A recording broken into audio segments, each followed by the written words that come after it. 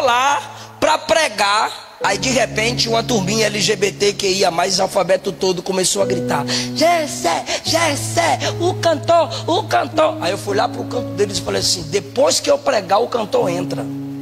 Ele não vai cantar enquanto eu não acabar de pregar. E eu estava pregando sobre inferno. E continuei a mensagem. Quando acabei de pregar, um dos assessores do Gessé, eu descendo a escada, falou assim para mim: acabei de pregar, eu descendo a escada e o Gessé subindo. Ele olhou para mim e falou assim: tá aí o pregador que joga todo mundo no inferno. Eu falei: com a mensagem dessa, você não aceitou Jesus, tu vai ser o primeiro a ser lançado lá no juízo final. O que isso tem a ver com o texto e com a mensagem? É que eu tornei um show em um culto. Eu tornei, pela graça de Deus, o comum em sagrado. Você pode transformar um show em um culto, mas não pode transformar o culto em um show.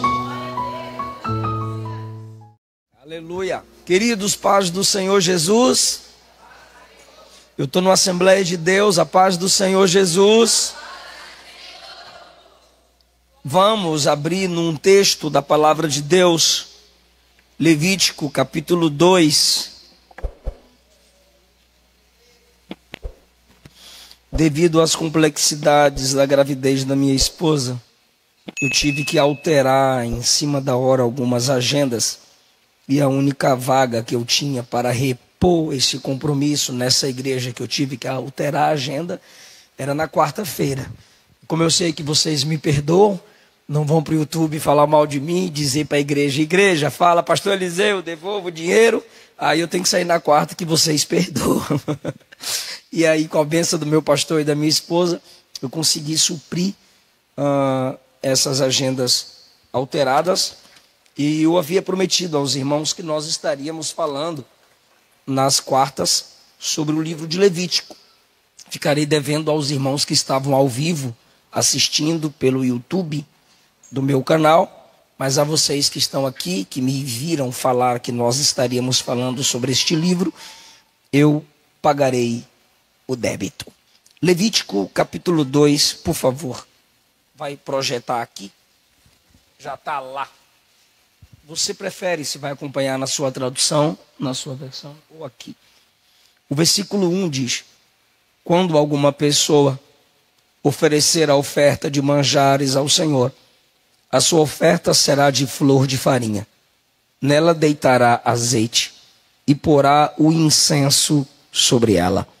E atrará aos filhos de Arão os sacerdotes, um dos quais tomará dela um punhado da flor de farinha e do seu azeite com todo o incenso. E o sacerdote queimará este memorial sobre o altar. Oferta queimada é de cheiro suave ao Senhor. Versículo 11, por favor. Nenhuma oferta de manjares que oferecerdes ao Senhor se fará com fermento, porque de nenhum fermento, nem de mel algum, oferecereis oferta queimada ao Senhor. Assentai-vos, por favor.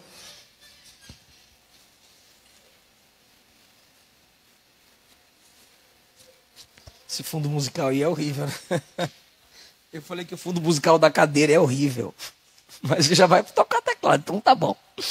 Queridos, não sei se vocês viram o vídeo, a Luana fez um dos últimos exames hoje do neném. O bebê já está encaixado. Ela está mais ansiosa que eu para o neném nascer, mas está sentindo muitas dores e foi recomendada ficar em casa, mas ela está acompanhando a quarta central pela live. Levítico é o livro da santidade, é o livro da separação, é onde Deus instrui o seu povo a adorá-lo de um modo diferente das outras nações que adoravam aos falsos deuses. O povo de Israel viveu muito tempo na terra do Egito, mais de 400 anos cercados por idolatria. Josué 24 diz que aqueles dantes do Jordão eram idólatras, porque eles se submetiam aos deuses egípcios. Deus teve que permitir, quando digo que Deus teve que permitir, é pela sua soberana vontade. A perseguição, o sofrimento chegar ao Egito. Assim o povo clamou. Está escrito que Israel começou a clamar. Israel começou a clamar, Deus enviou Moisés, e com mão poderosa, mão de Deus, Israel saiu do Egito. Agora eles precisam aprender a cultuar. Apesar de não ser calvinista, eu admiro os ensinos de Calvino, muitos deles. E ele disse que como uma babá desce ao nível de uma criança para lhe ensinar as primeiras palavras, ou como uma mãe desce ao nível da criança para lhe ensinar os primeiros princípios de vida, Deus também se humilhou várias vezes para aos poucos balbuciar seus princípios para nós. Levítico é Deus aos poucos tirando o Egito de dentro de Israel. Através de coisas simples, simbolismos, Deus veio ensinando Israel a praticar a verdadeira adoração. Falamos na mensagem passada, já está no meu canal do YouTube, baseando a nossa mensagem no capítulo 1, quando de dentro do tabernáculo Deus chama Moisés, e o tabernáculo era um palácio, pois Deus era o rei desse povo. No capítulo 2, o Senhor começa instruindo o povo de Israel a oferecer a oferta de manjares. Oferta essa que já foi exercida por Caim, lá em Gênesis capítulo 4. Pois o problema de Caim não foi a oferta em si, mas seu coração. Pois a Bíblia diz que Deus rejeitou Caim, e como resultado de ter rejeitado o ofertante, obviamente, Deus rejeitou a sua oferta. Se Deus recebe a oferta, obrigado, e não recebe o ofertante, ele é interesseiro.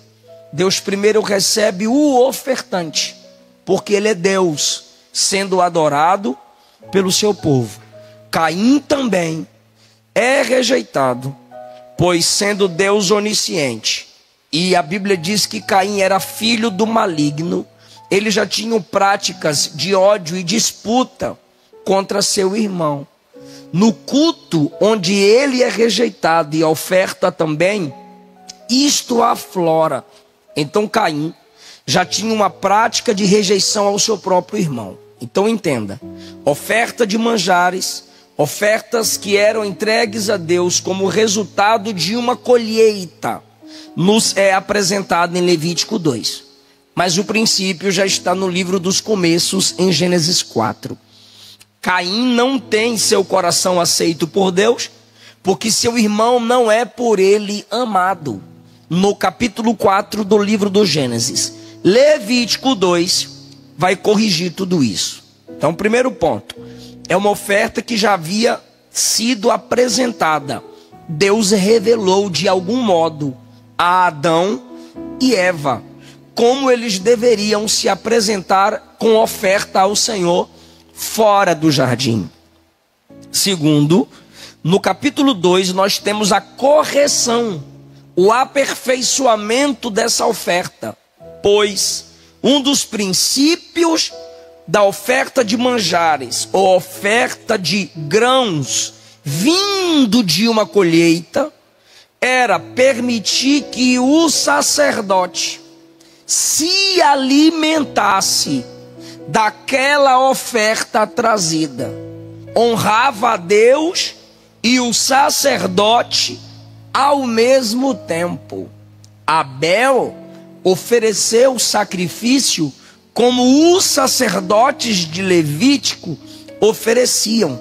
Abel servia pela fé, Hebreus 11, como os sacerdotes serviam.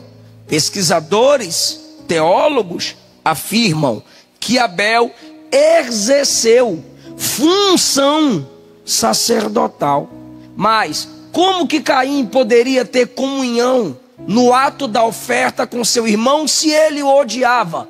Por isso Deus o rejeitou. Aqui no capítulo 2, a oferta é trazida, é temperada com azeite, incenso era colocado, pois era entregue ao Senhor, sal era permitido colocar, mas no versículo 2 diz: trará aos filhos de Arão. Versículo 3: o que sobrar será de Arão e de seus filhos. Coisa santíssima é, ou seja, o sacerdote usufruía, se alimentava, era o pagamento do seu serviço. Israel plantava, colhia e trazia parte desse fruto a Deus em gratidão. Deus está corrigindo aqui o que foi feito errado em Gênesis 4 pelo adorador Caim. Se lá no ato da oferta ele não teve comunhão, aqui quem trazia a oferta de manjares tinha comunhão com o sacerdócio. Quem me entende diz amém. Arão e seus filhos recebiam em paz, pela comunhão do ofertante, a oferta de alimento que era entregue na casa do Senhor. Jesus repete esse princípio em Mateus, a partir do capítulo 5, no Sermão da Montanha. Ele diz: quando trazeres a tua oferta e te lembrares que o teu irmão tem algo contra ti, deixa a oferta no altar, reconcilia-te primeiro com seu irmão, depois volta e entrega a tua oferta. É um princípio que Caim não valorizou, é um princípio esclarecido em Levítico 2.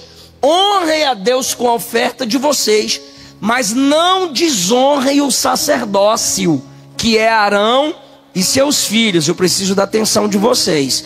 O sacerdócio, que é Arão e seus filhos. E hoje o sacerdócio de Deus é a igreja, o corpo do Senhor Jesus. Tem uma palavra aqui que é repetida várias vezes no livro de Levítico, e essa palavra é chamada de polissêmica. Isto significa, um termo polissêmico é um termo que contém vários significados. Então essa expressão oferta, oferta, oferta, que você sempre lê em Levítico, em todo o seu livro, é uma expressão que tem mais de um significado, que tem mais de um sentido. E quem ouviu essa palavra da boca de Moisés entendeu com um significado amplo, que às vezes para nós é muito limitado. Se eu falo a palavra oferta num culto como esse, sua mente já está lembrando da palavra do Josué, quando você fez o Pix, ou colocou dentro do envelope sua oferta e dentro da salva. Mas vai além. Há vários princípios por trás dessa expressão oferta em Levítico capítulo 2. A expressão é minha ou mina. Alguns preferem falar minha. Por quê? Essa palavra tem significados ricos, e o primeiro, que tem tudo a ver com toda a Bíblia e todo o culto oferecido ao Senhor, é reverência. Ou seja, não era simplesmente trazer qualquer tipo de alimento. Você colhia o fruto da terra, separava o melhor e trazia no momento específico, entregava na mão de uma pessoa determinada, era queimada sobre o altar, e o que sobejava, quem queimou sua oferta no altar, se alimentava, e você se alegrava, pois se alimentando ele, indicava, simbolizava diante de você, que Deus havia recebido aquela oferta. Isso significa dizer que você estava sendo reverente para com o Criador. Você está valorizando a chuva que ele deixou cair. Você está valorizando a graça que te alcançou, para que o seu suor se transformasse em alimento. A pessoa vinha até o tabernáculo e oferecia a oferta de manjares. Se você já leu Juízes, capítulo 6, quando Gideão lembra, reconhece que está diante do Senhor, o que foi que ele ofereceu? Alimento. Foi em casa, preparou um alimento e colocou sobre uma pedra. E como Deus mostrou que recebeu a oferta dele? Queimando-a sobre a pedra que para ele era um altar. O ato de Gideão de oferecer comida, alimento, era: eu reverencio aquele diante de quem eu estou. Se você já leu Gênesis 18, Abraão recebe o Senhor e mais 2 varões. Ele ofereceu alimento, comida, e a Bíblia diz: e Abraão permaneceu de pé diante do Senhor. Uma indicação de reverência, pois eles estavam no ato cultico, místico, estavam cultuando a Deus, oferecendo alimento para funcionar as ordenanças daquele ambiente. Isso é culto ao Senhor. E em muitos ambientes, algumas pessoas estão se esquecendo dessa regra básica: oferecer um culto com reverência. A gente pode ser feliz, só não podemos ultrapassar a linha tênue, que é muito fina, entre você ser feliz e muitas vezes vulgar. Muitas vezes nós no culto estamos nos conectando com os de fora e nos esquecendo que Deus está aqui dentro. Muitas vezes no culto nos permitimos falar palavras frívolas ou palavras que nada têm a ver para com a glorificação do nome de Deus no ambiente do culto. Qualquer tipo de assunto, quem está do nosso lado nos desliga. Tu já ouviu falar de crente vendendo Rinodê no culto? Já vi irmã com revistinha vendendo Avon na hora do culto.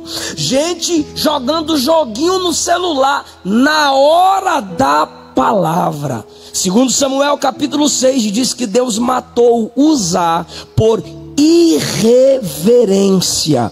Hebreus capítulo 12 diz que enquanto Moisés subia no monte de Êxodo 19, Hebreus 12 diz que por temor e reverência Moisés gritava de medo. Mesmo na dispensação da graça, como já foi dito aqui, no nosso culto, a reverência a Deus merece ainda a ele ser entregue. Lembre de Ananias e Safira, que na dispensação da graça, na hora da oferta, mentiram. E quem matou o casal? A pombinha branca, o Consolador, o Espírito Santo. Irreverência na hora do culto ao Senhor. Em alguns ambientes estão dizendo graça, graça, graça, mas que graça é essa que não gera em você um desejo de reverenciar aquele que por essa graça te salvou de uma vida que você não merecia ser salvo? Essa oferta era entregue como reverência, vem do termo minha. Salmo 96:8: deem ao Senhor a honra que Ele merece. Tragam uma oferta e entrem no seu templo. Em Apocalipse capítulo 4 e 5, os anjos cantam dizendo: digno é o Cordeiro que foi morto e reviveu. Digno é aquele que está assentado sobre o trono e o Cordeiro de receber honra, glória, louvor e exaltação. Esses dias alguém me perguntou: pastor Eliseu, você é pentecostal mesmo? Eu disse, sou. Por que você está perguntando? Ele disse, porque diferente dos outros pregadores pentecostais, você não fica mandando o povo dar glória a Deus, tem que mandar o povo dar glória, vaso. Senão o povo dorme, senão o povo se esfria. Manda pegar na mão, manda gritar, manda pular. Eu disse, para mim, intimidade forçada é estupro. Segundo, o protocolo da Assembleia de Deus é entender o glorifica. É o protocolo, é o normal. Protocolo não se muda, se adapta. Agora, nem todos são barulhentos.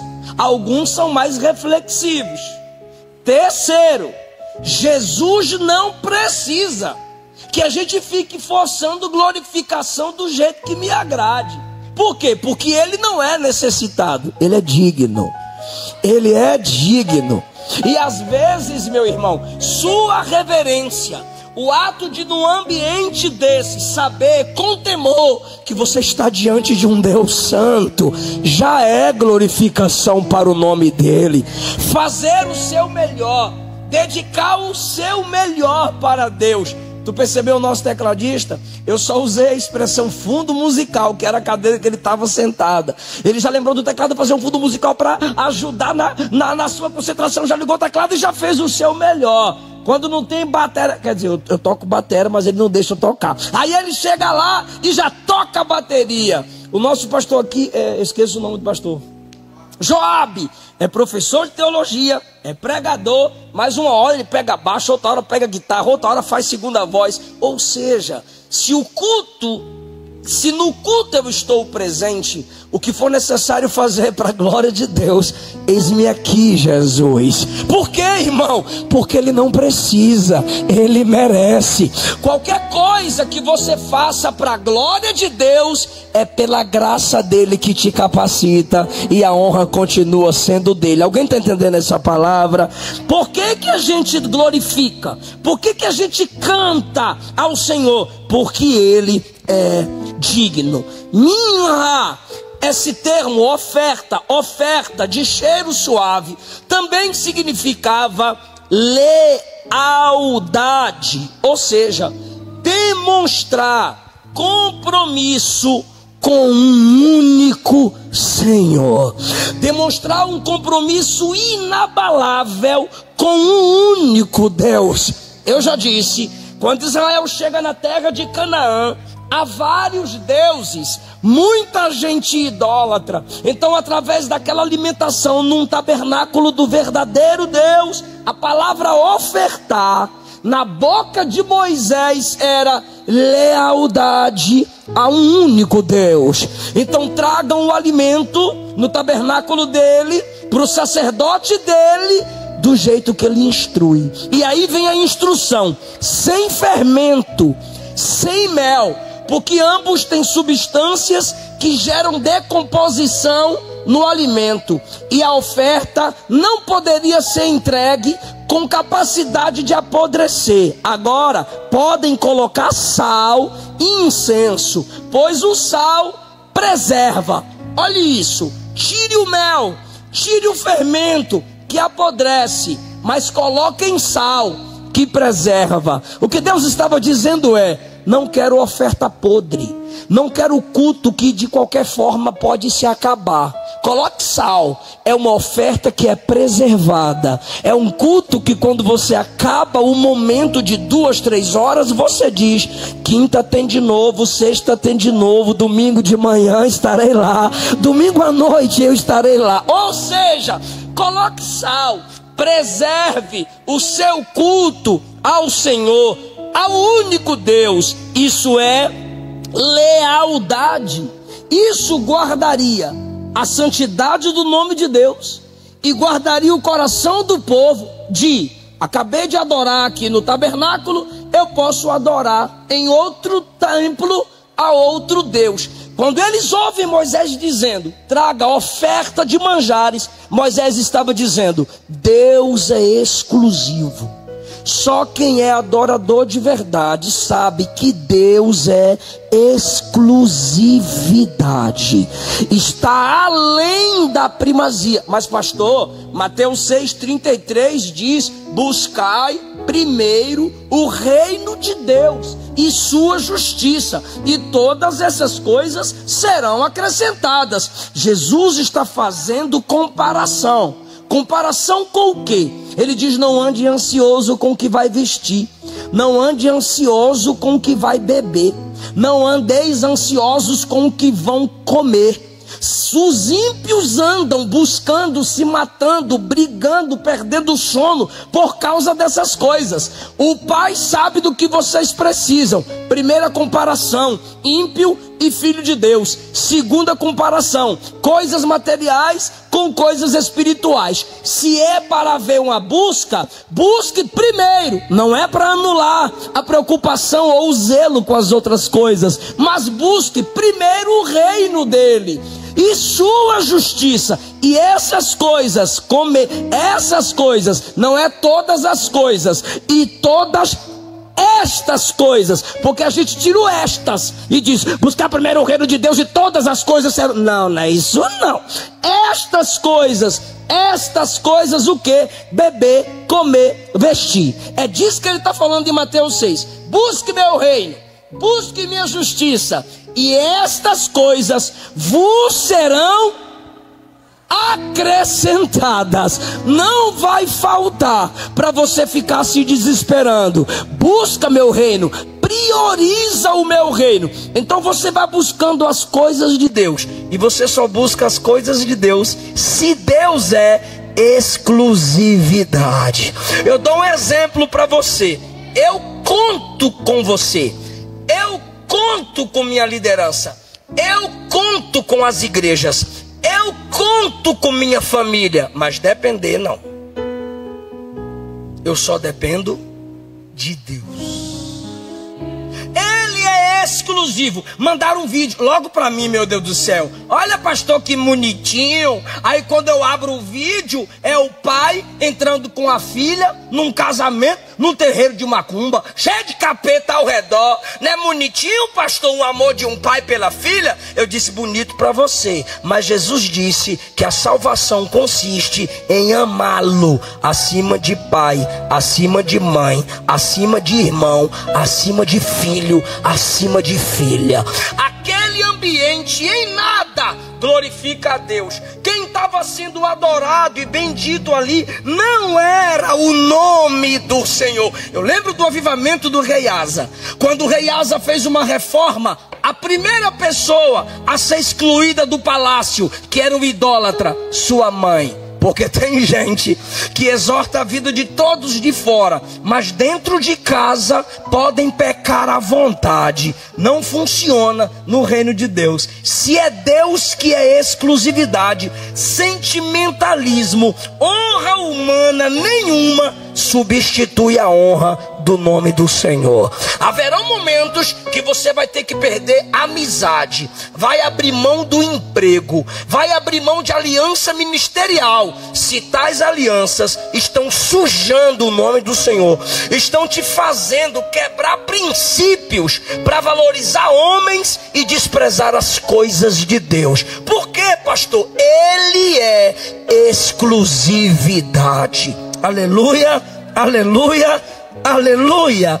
Crentes reconhecem que Deus merece a nossa lealdade. Terceiro lugar, ainda tenho 8 minutos. Essa oferta de manjares com sal e com incenso era comum quando uma pessoa reconhecia o valor da outra. Essa daqui reconhece tanto o valor dos meus filhos que toda quarta traz lanche e traz pirulito. E eles já descem do carro: cadê a titia? E eu sei por quê, eu descobri. Ou seja, um modo de mostrar valor, amor, admiração. As pessoas faziam assim, oferecendo comida, alimento. Então eu gostaria que você falasse após mim, diga: era uma prática comum. Ficou horrível, vai lá. Era uma prática comum. Aí Deus, que é santo, soberano, perfeito, inigualável, inacessível, olha para o ser humano que já pratica isso e diz assim: faz para mim. É simples, é comum, já acontece, não é tão complexo, não é tão difícil. Agora pega e faz para mim. Ou seja, o que torna algo comum em sagrado não é quem oferece. O que torna algo comum em sagrado não é o que é oferecido, mas quem recebe. Isso é maravilhoso. O fato dele ser tão perfeito, receber adoração de gente imperfeita, é o que torna esse momento aqui sagrado, diferenciado. Isso para mim é mais do que especial, porque eu não posso tornar o sagrado comum. Foi aí que eu vi um vídeo da irmã Camila Barros. Num culto, os crentes entram com pipoca e guaraná, só porque a parede é preta, se sentiram no cinema. Ela disse: bora parar com isso. Aqui é casa de Deus, não é praça para a gente ficar comendo pipoca. Tu pode comer pipoca da porta para fora. Da porta para fora você considera isso aqui um prédio comum. Enquanto os desigrejados nos criticam quando chamamos isso aqui de igreja, também é falta de zelo você pensar que isso aqui é a casa da mãe Joana. Também é uma falta de honra a Deus você pensar que você está em qualquer ambiente. Por quê, pastor? Porque tornar o sagrado comum é pecado. Mas por saber que o Santo, Santo, Santo está num prédio comum, esse ambiente deixa de ser comum e se torna sagrado pela presença de quem está aqui. 2 ou 3 pessoas podem se reunir para qualquer coisa, mas se 3 pessoas se reúnem em nome dele, a presença dele, a glória dele, o Espírito Santo está presente ali. E eu sinto a presença dele aqui nessa casa. Aleluia! Tudo aqui é comum, é simples, mas é para ele, é para a glória dele. É fraco adorando o forte. São pecadores perdoados, adorando aquele cujo atributo da santidade é elevado a 3. Santo, Santo, Santo. É porque ele recebe que esse culto se torna especial. Aleluia! Eu não posso tornar comum o que é sagrado. Foi dito isso para Pedro em Atos capítulo 10. Mas eu posso pegar o comum e torná-lo sagrado. O sagrado eu não posso chamar de comum. O sobrenatural eu não posso fazê-lo profano. Mas o que é comum eu posso torná-lo sagrado. De que forma? Um exemplo. Existem ambientes que eu chego para pregar. Evento de prefeitura. Aí eu chego lá, aí tá aquela cachaçada, LGBTQIA+, alfabeto todo, e miga, e não sei o que, aquela bagunça, porque é o momento do cantor dos ímpios. Daqui a pouco a atração evangélica, Eliseu Rodrigues. Então tem ímpio que me conhece e vai lá para ouvir o Eliseu Rodrigues. Mas estava tendo forró, ralabucho, um monte de bagunça. Perto do meu momento, eu assumo a tribuna. E quando eu assumo a tribuna, eu tenho que mudar o ambiente. E eu não chego, boa noite galera. Primeira coisa que eu faço é acende as lâmpadas, porque eles escurecem tudo, colocam o negócio todo colorido, fumaçona, aquele negócio todo. Eu falei, não precisa essa frescurite toda. Aí eu saúdo a todos com a paz do Senhor. Ué pastor, mas ali o povo não é crente. Problema, volta para mim se ninguém me devolver a paz. Está lá em Mateus 10. Eu chego e digo, cumprimento a todos com a paz do Senhor. Aí eu falo, abra a sua Bíblia. Pastor, mas lá não tem crente. Abre no celular, entra no Google. E com o microfone na mão eu fico esperando eles abrirem a Bíblia. E um olha para o outro e diz, uhul! E eu falo, agora é silêncio que eu vou ler a palavra de Deus. Eu já fui vaiado, mas eu esperei a vaia acabar para eu pregar. Aí quando eles encontram o texto, eu leio o texto. Olha isso. Isso aconteceu aqui em... Qual é essa cidade colada aqui com Goiânia? Parecida. Eu ia falar Maria Aparecida. Aparecida de Goiânia. E hoje eu posso falar o nome, que eu já me acertei com ele. Estou esperando só ele firmar o negócio, o Gessé Aguiar. Aí eu tô lá para pregar. Aí de repente uma turminha LGBT que ia mais alfabeto todo começou a gritar, Gessé, Gessé, o cantor, o cantor. Aí eu fui lá pro canto deles e falei assim, depois que eu pregar o cantor entra.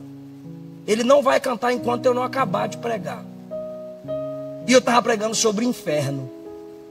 E continuei a mensagem. Quando acabei de pregar, um dos assessores do Gessé, eu descendo a escada, falou assim para mim, acabei de pregar, eu descendo a escada e o Gessé subindo. Ele olhou para mim e falou assim, tá aí o pregador que joga todo mundo no inferno.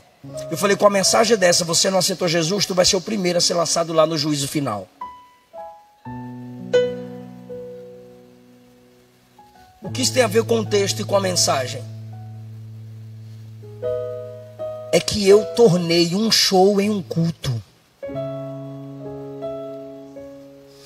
Eu tornei, pela graça de Deus, o comum em sagrado. Você pode transformar um show em um culto, mas não pode transformar o culto em um show. Podemos transformar encontros de homens em encontro onde homens se encontram com Deus. Mas não podemos tornar o encontro com Deus em simplesmente encontro de homens. Tem igreja na Europa que tem o espaço do fumante. A pessoa sai do culto no meio do louvor, na hora da palavra, e vai fumar. E volta para o culto. Tornaram o sagrado em comum. O dinheiro. O dinheiro faz parte de transações naturais. O dinheiro é usado como moeda de troca. A cédula, que agora é escasso, que passava e passa em nossas mãos, já comprou droga, já pagou prostituta. É algo comum. E você recebeu aquele dinheiro que veio de um ambiente contaminado, de uma prática ímpia e suja. E aí? E aí é que Jesus diz que o altar santifica a oferta. Você pegou aquele dinheiro, resultado do seu suor, e disse, tem aqui o dízimo do Senhor, tem a oferta para a casa do Senhor. Você pegou o comum e transformou em sagrado. Aleluia! É assim que acontece. É isso que Levítico 2 está ensinando. Se as pessoas valorizam umas às outras com a prática comum de oferecer alimento, faz isso para mim, faz isso comigo, porque eu transformo o que é comum em sagrado. Vocês me dão mais 5 minutos? Que acabou o meu tempo. Me dão mais 5 minutos? É tu que manda, né, aqui? Ao mesmo... Pastor Leandro está ali. Ixi, essa não manda não. Ao mesmo tempo em que eles honravam a Deus com aquele alimento, o sacerdote recebia o alimento, se alimentava, pois ele honrava o sacerdote e Deus ao mesmo tempo. Não havia perigo em o sacerdote fazer parte daquele culto e da comunhão, mas chegou um momento, não vai precisar de 5 minutos não, chegou um momento que os sacerdotes estavam tomando para si toda a honra.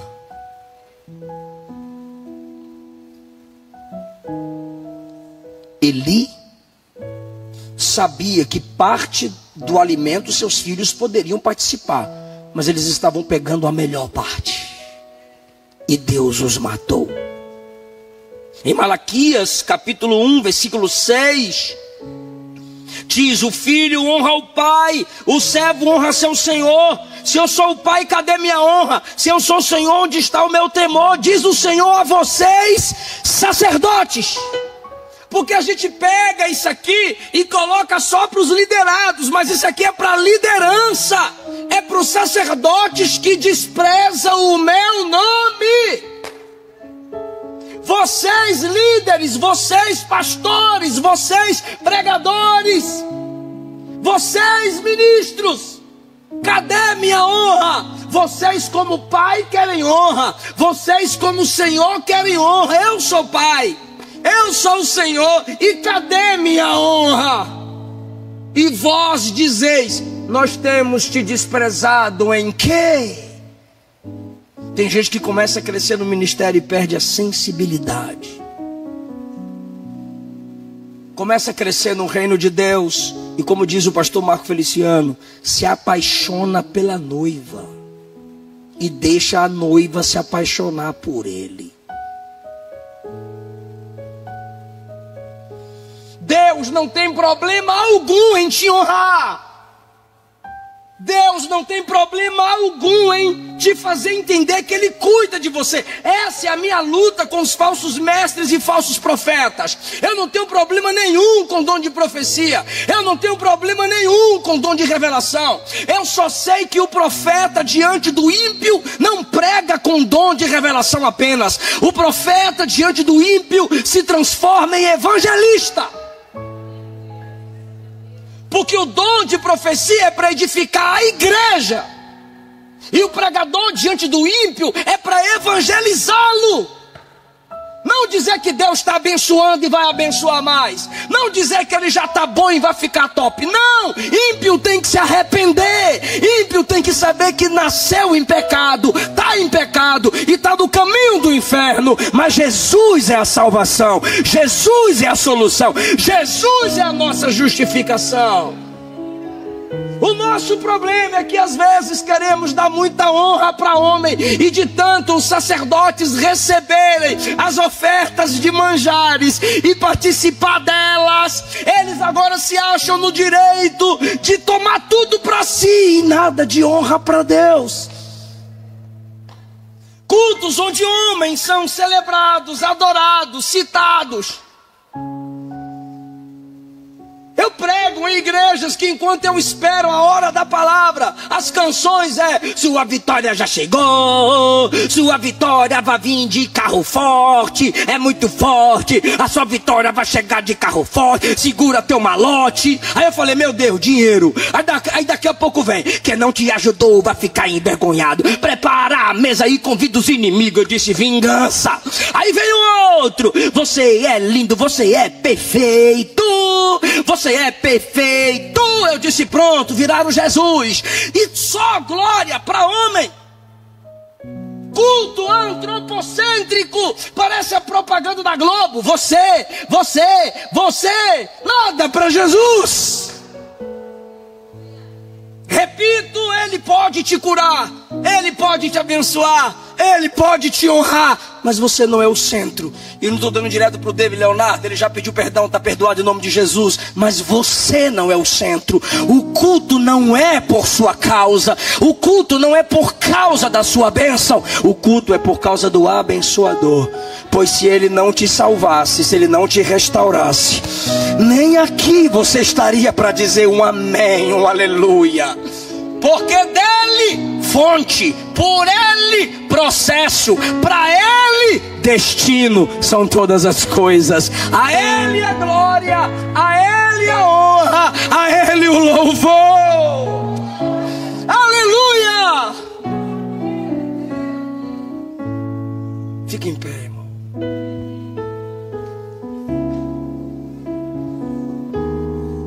Eu tinha 13 anos de idade, já pregava.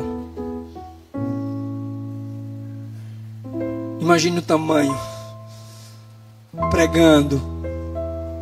Aí a irmã Glória, que eu morava com ela em Brasília, e com o irmão Erasmo, via as pessoas me elogiando. Aí eu dizia: obrigado, obrigado, obrigado. Aí eu gostava que ela fritasse salame e fizesse arroz. Aí na casa dela teve um culto, pastor Leandro, e eu preguei naquele culto. Aí todo mundo me elogiando, um menino novinho, cheio de unção, que lindo, não sei o que, obrigado. Eu ficava sem graça, mas eu falava obrigado. Aí ela preparou o salame com arroz. Senta, meu filho, eu sentei. Aí ela, todo mundo está te elogiando, né? Eu disse, é. Aí ela perguntou, e você disse o quê? Eu disse, obrigado. Ela disse, quando você diz obrigado, você está aceitando. Eu disse, eu tenho que rejeitar? Ela disse, não.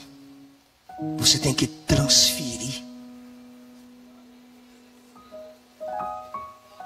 Eu disse, como eu transfiro? Ela disse, quando te elogiarem, diga assim, ó, glória a Deus. Diga assim, ó, graças a Deus. Aquilo marcou minha vida, irmão. Eu gostaria que a equipe louvasse aqui aquela canção que é baseada em Apocalipse 5. Ao que estar assentado no trono e ao Cordeiro.